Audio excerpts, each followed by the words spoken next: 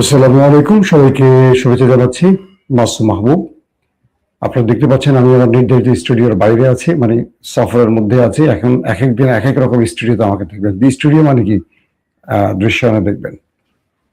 তো যে গুরুত্বপূর্ণ খবরগুলো আছে আজকে আমার হাতে, আমি আপনাদেরকে যতটুকু সংক্ষিপ্ত সময়ের মধ্যে দেওয়ার চেষ্টা করব। আপনারা শুনতে এবং দেখতে পাচ্ছেন ক্লিয়ার? যদি কোনো সমস্যা থাকে আমাকে একটু কমেন্ট করবেন। প্রথম যে প্রশ্নটি সেটি হল, সংবাদটি সেটি হলো, আমেরিকা একঘরে হয়ে যাচ্ছে, তার মিত্ররা আমেরিকার পাশ থেকে সরে যাচ্ছে। যে ইরান একঘরে ছিল সেই ইরান এখন আস্তে আস্তে তার বন্ধু পেতে যাচ্ছে। কারণটা কি আসলে, এটার কিছু ব্যাখ্যা তুলে ধরব। France, Spain, German, Britain, Poland, সর্বশেষ এবার দাঁড়িয়ে গেছে নতুন আরেকটি দেশ ইতালি, যারা ইসরায়েলের সাথে সম্পর্ক ছেদ করার মতো হুমকি দিয়ে বসেছে। পাশাপাশি বলেছে ইসরায়েলের সাথে সকল সামরিক চুক্তি বাতিল। ইতালি বলছে, ইউরোপের দেশ একসময় যারা সবাই এক হয়ে ইসরায়েলকে সমর্থন দিত, ইসরায়েল সমর্থন পেয়ে ফিলিস্তিনে কি করতো আপনারা তো জানেন। পুরো ঘটনা ঘটে গেল এখন উল্টো। কেন দৃশ্যটা তৈরি হলো দেখেন। আজকের ঘটনা, আমেরিকা ইরানকে কোণঠাসা করার জন্য হরমুজ প্রণালী চারদিক থেকে ঘিরে ফেলেছে। আপনারা টার্কিশ সিরিয়ালগুলো দেখেছেন? বাইজেন্টাইন বা রোমানদের সাথে ওসমানীদের লড়াই দেখেছেন হয়তো। পুরো সাগর, এই ভূমধ্য সাগর কিভাবে কন্ট্রোল করতো যারা। তুর্কি আরেকটি সিরিয়াল ছিল যেখানে দোজাইতান, ওই যে এনজিন আলদম দোজাইতান যে অভিনয় করছে, মানে অর্থাৎ ওসমানের বাবা, মানে আর্তুগুল গাজী যে প্রথম সিরিজটি করেছিল, পরবর্তী তিনি আরেকটি করেছিলেন। এই সিরিয়ালটি যারা দেখেছেন তারা হয়তো দেখেছেন যে ভূমধ্য সাগরের লড়াইটা কিভাবে হয়।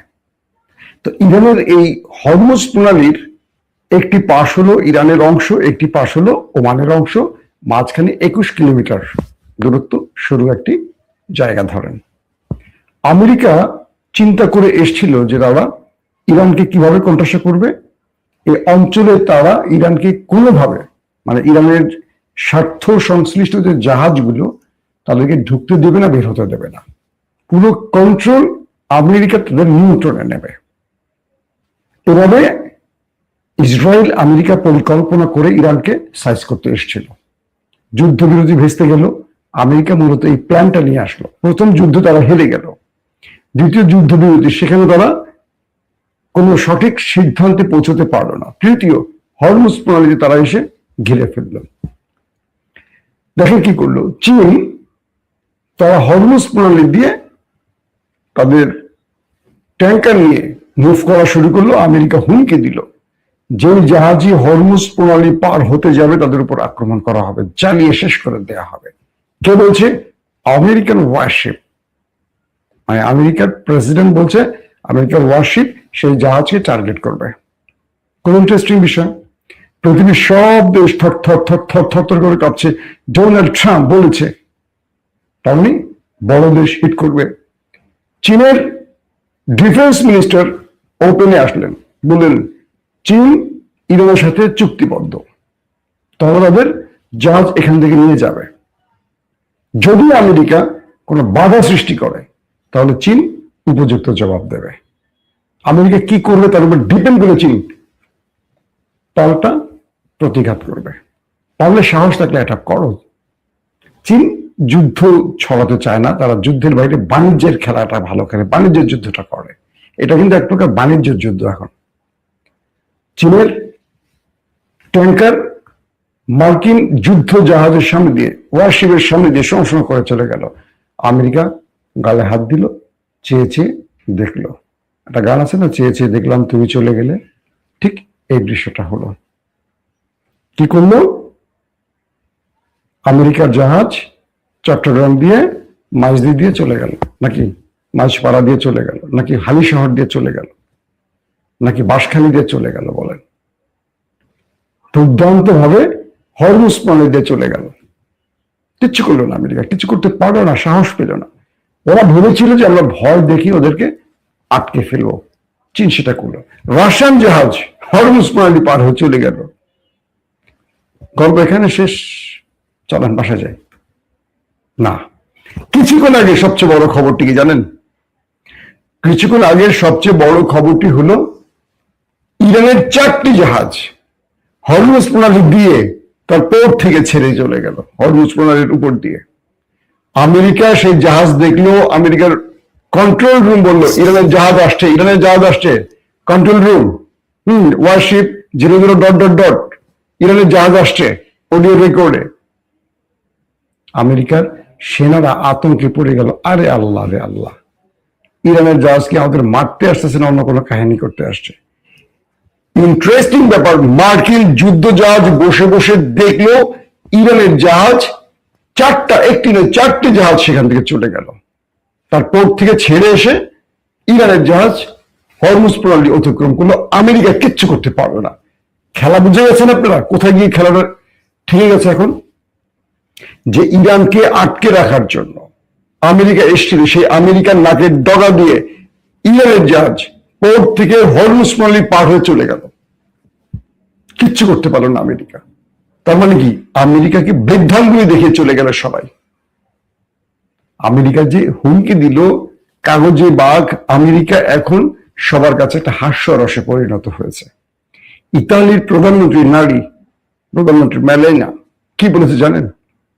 যে তারা ইসরায়েলকে এই যুদ্ধটাকে অবৈধ এবং অযৌক্তিক বলছেন।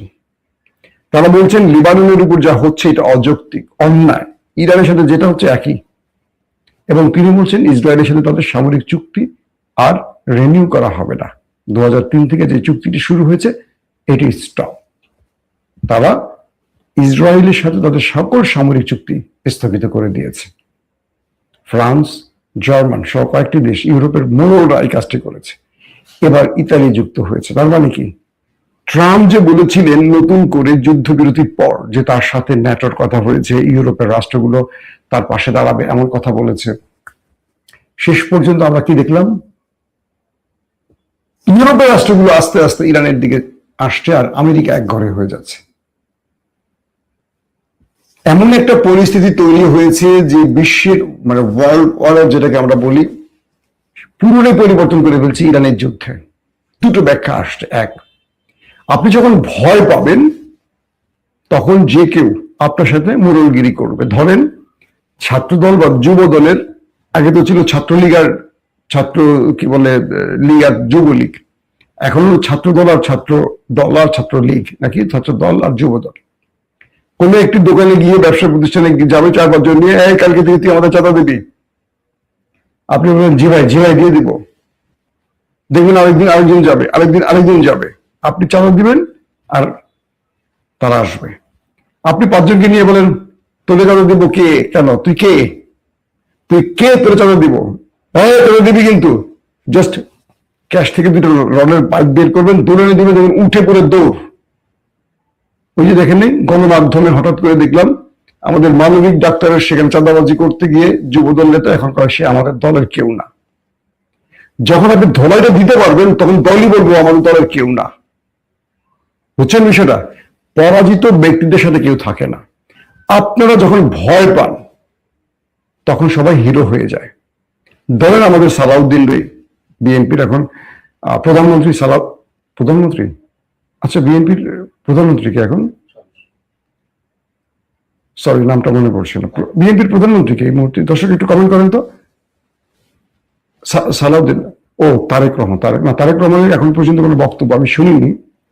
এইভাবে বসে থাকেন আর টেবিল চাপড়া সব কথা আমাদের একমাত্র স্বরাষ্ট্রমন্ত্রী, আইনমন্ত্রী, শিক্ষামন্ত্রী, হ্যাঁ, গৃহাণমন্ত্রী, যুবমন্ত্রী, খেলামন্ত্রী, মন্ত্রিত্ব করা বাংলাদেশে একটু বলতে হবে আমাকে, আমি তো বাংলাদেশের খবর কম জানি। বাংলাদেশের A to Z সবগুলি মন্ত্রী একজনই। উনি শিলংয়ে গিয়ে পিএইচডি করেছিলেন, শিলংয়ে পিএইচডি করে সব মন্ত্রিত্বের উপর গবেষণা করে আসলেন, এখন সব ফর্মুলা উনি একাই দেন। আওয়ামী লীগকে ডোবানোর জন্য কয়েকটা মন্ত্রী ছিল না? কেন যেন মনে হয় বিএনপিকে ডোবানোর জন্য মোটামুটি এই 2-1 জন খুবই যথেষ্ট। শিক্ষামন্ত্রীকে আজকে দেখলাম বাচ্চাদেরকে শেখাচ্ছেন স্কুলে বসে বসে জাইমা রহমানের সাথে রাজনীতি করা। তিনি জাইমা রহমানকে বড় করেননি, তিনি বিএনপিকে পচালেন, জাইমুর রহমানকে পচালেন কৌশল এই কাজটি করে। জাইমুর রহমান বা তারেক রহমানের শিক্ষাটি তাকে দেয়নি এহসানুল মাহবুবকে, আমাদের শিক্ষামন্ত্রীকে। এটা দালালি করা, এটা চামচামি করা, বুঝতে পারছেন? এই দেশটা চামচামি দালালির মধ্যে আছে বলেই দেখেন আজকে তেলের সংকট। এত তেল দেয়, তারপর তেলের সংকট। এই তেলগুলো আমাদের গাড়িতে ঢেলে দিলে তো আমাদের একটু সাশ্রয়ী হয়, রাজনৈতিক দলগুলোকে না দিয়ে। তো বিষয়টা হলো কি, ইরান যখন ধোলাইটা শক্তভাবে দিচ্ছে দুটো দেশকে, গালফ সহ, তখন পৃথিবী মনে করছে আরে আল্লাহ আমেরিকার তো মারা যায়, চাইলে তো আমেরিকার বেজুড়ে দেওয়া যায়, আমরা কেন ভয় পাইছি? ইরানের চেয়ে আমাদের কাছে তো আরো বেশি পাওয়ারফুল অস্ত্র আছে। ধরেন পাকিস্তানের এয়ারফোর্স ইসরায়েলের সাথে লড়তে গেলে ইসরায়েল 24 ঘন্টা পরে দাঁড়াতে পারবে না। পাকিস্তানের এয়ারফোর্সের কাছে ভারতে কাবু হয়ে যায়, জানেন? ইরানের কিন্তু খুব স্ট্রং এয়ারফোর্স নাই, ওদের মিসাইল আর ড্রোনের খেলাই মোটামুটি কাহিনী। পাকিস্তানের এয়ারফোর্স, পাকিস্তানের কাছে নিউক্লিয়ার আছে, আরো দুর্দান্ত মিসাইল আছে। তো পাকিস্তান যদি বলে, এই লড়াইটা যদি পাকিস্তান করতো ইরানের বদলে, ইরান শুধু গোপনে কিছু মিসাইল আর ড্রোন ছাড়তো, শাহেদ মাহেদ দিয়ে হয়তো খেলা কি এইভাবে হইতো?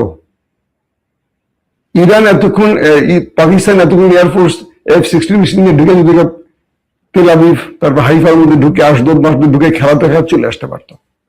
তো বিষয়টা হলো, পাকিস্তান বলি বাংলাদেশ বলি, এরা ভয় করে কাঁপে। এই কাঁপাকাঁপি করতে করতে তারা আসলে ঠিক বুঝতে পারে না যে মুসলমানদের মেরুদণ্ড ভেঙে যাচ্ছে ভয়। তো ইরান এই ভয়টাকে জয় করে ফেলেছে। এখন চীন বলতেছে, ইরান যদি পারে, আমি এত বড় সুপার পাওয়ার, আমার তো সব আছে, আমি কেন ভয় পাবো? হ্যাঁ চল। রাশিয়ারও বলছে চলো। এখন দেখবেন কালকে দিকে অন্য, আজকে ইরানের 4টা জাহাজ চলে গেছে। এখন দেখবেন আমেরিকার এই খেলা শেষ। আমেরিকার এই দ্বিতীয় না তৃতীয় স্টেজে আমেরিকা যে মোড়লগিরি করতে এসেছিল, চারদিক থেকে ওয়ারশিপ দিয়ে ঘেরাও করা, সে খেলাও শেষ। ইরান সে খেলাও শেষ করে দিয়েছে। এখন গোপনে ট্রাম্প আবারও আলোচনায় বসতে চায় ইরানের সাথে। ট্রাম্পের ইজ্জত পুরা ফালুদা হয়ে গেছে। আজকে ফালুদা খাইছি ভাই, গলা ব্যথা করতে, বুঝছেন? এই জন্য ফালুদার কথা মনে পড়ছে। ট্রাম্পের ইজ্জত পুরা ইরান ফালুদা করে ফেলছে। কি করবে এখন? এক ইউরোপ গোপনে গোপনে ইরানের সাথে সমঝোতা করছে, এক সৌদি আরব ব্যাপক চাপ সৃষ্টি করছে আমেরিকার উপর, যে তোরে বেটা এত পেট্রোল ডলার দিলাম, তুই না পারলি আমারও বাঁচাতে, তুই না পারলি হরমুজ করতে, তুই এলি এখন ঘেরাও দিতে, তাও তোরে কেউ মানে না, তুই বেটা কিসের পরাশক্তি রে? এক ইরান তোর ধুতি খুলে দিয়ে দিছে। এখন তুই কি করবি? মন্টু মিয়ার নামানো ছাড়ার কোনো উপায় আছে তোর? মন্টু মিয়া বুঝছেন তো, আর বেশি বলা যাবে না মন্টু মিয়ার সম্পর্কে। এখন এমন একটি অবস্থা ইরান দাঁড়াইছে, আমেরিকা দাঁড়াইছে। এখন আমেরিকা কয়েকটি সূত্রে আবারও তারা আলোচনা করতে চায়। ইরান হচ্ছে আলোচনা করলে ওই একই বিষয়ে আসবে, ওই একই শর্ত থাকবে। এই শর্তের ব্যাপারে তুমি আলোচনা করতে চাইলে আমরা রাজি, এছাড়া আর কোনো খেলা নাই। তুমি আবারও ব্যর্থ হবা, আবারও আলোচনা আসবে, আবার 5 দিন সময় পাবা, সেই 5 দিনের নতুন নাটক করবে, এটা সম্ভব না। লেবানন আর নেতাকাকুর ব্যাপক খেলা চলতেছে। লেবানন উড়াদুরা মাই দিয়েছে, নেতাকাকু এয়ার স্ট্রাইক চালাচ্ছে। দুই দেশের মধ্যে মোটামুটি ভালো খেলা চলতেছে। এই খেলার সমাপ্তি কখন বোঝা যাচ্ছে না, বাট আস্তে আস্তে এই খেলা আরো অনেকগুলো দেশ জড়ায় যাচ্ছে। এখন পর্যন্ত ট্রাম্প তার দেশ, আন্তর্জাতিক ফোরাম এবং ইস্টাবলিশমেন্ট, ওয়ার্ল্ড ইস্টাবলিশমেন্টের প্রিয় তালিকা থেকে আউট হয়ে গেছে। কেন যেন মনে হয় ট্রাম্প বড় রকম ফাঁদে পড়ে গেছে। ইরানের রেজিম চেঞ্জ ঘটাতে এসে এখন আমেরিকা ইসরায়েলের রেজিম চেঞ্জ ঘটে যায় কিনা দেখেন। পাশাপাশি চীন আজকে 4টি শর্ত আমেরিকাকে দিয়ে দিয়েছে, যে তুমি যদি যুদ্ধ বন্ধ করতে চাও এই এই বিষয়গুলোকে মেনে নাও। একটা হলো পিস, একটা হলো রুল অফ ল, মানে আমেরিকাকে শিখাইছে যে তোমাকে শান্তি মেনে নিতে হবে, আইনের শাসন মেনে নিতে হবে। তুমি কারো দেশ দখল করবা, আবার তুমি কারো হয়ে দালালি করবা, তুমি একটা দেশে গিয়ে আক্রমণ করে স্কুলে বাচ্চা মেরে ফেলবা, আবার তুমি কাউকে টোল আদায় করতে দিবা, ইরানকে দিবা না, এটা না, আইনের শাসন আনতে হবে। এরকম 4টি ধারা চীন আমেরিকার ফর্মুলা ঢেলে দিয়েছে। এখন আমেরিকা কি করবে শেষ পর্যন্ত সেটা আমাদের দেখার বিষয়। দর্শক, সফরের মধ্যে ভিডিওগত বা কোয়ালিটিগত কোনো পরিবর্তন থাকতে পারে, এটার জন্য ক্ষমা করবেন, চলতে থাকবে। আর আপনাদেরকে আমরা বলি যে আমাদের একটা স্পেশাল চ্যানেল আসতেছে, ওপেন ভিউ টিভি। এখানে আমরা দুর্দান্ত কিছু এক্সক্লুসিভ স্টোরি আকারে নিয়ে আসবো। একদিকে ভিডিও থাকবে, সেটা ডকুমেন্ট থাকবে এবং দুর্দান্ত প্রেজেন্টেশন থাকবে, এডিটিং সবকিছু মিলে। এটা একটা আমাদের টিমই কাজ করতেছে, ওপেন ভিউ টিভি। আপনারা একটু সাবস্ক্রাইব করে রাখতে পারেন ইউটিউব, ফেসবুকে। ইনশাআল্লাহ আপনাদেরকে নতুন চমক দিবে খুব শীঘ্রই থেকে। ওই কাজেই আমি এখন সফরে আসছি। ওই কাজটা শেষ করার পর আপনাদেরকে আমরা আলাদা কিছু কি বলবো ডকুমেন্টেশন বা ওয়ার্ল্ড নিউজের যে দুর্দান্ত কিছু মেসেজ পৌঁছে দেওয়ার চেষ্টা করব। এখনকার মতো বিদায় নিচ্ছি, প্রত্যেকে ভালো থাকবেন। আল্লাহ হাফেজ।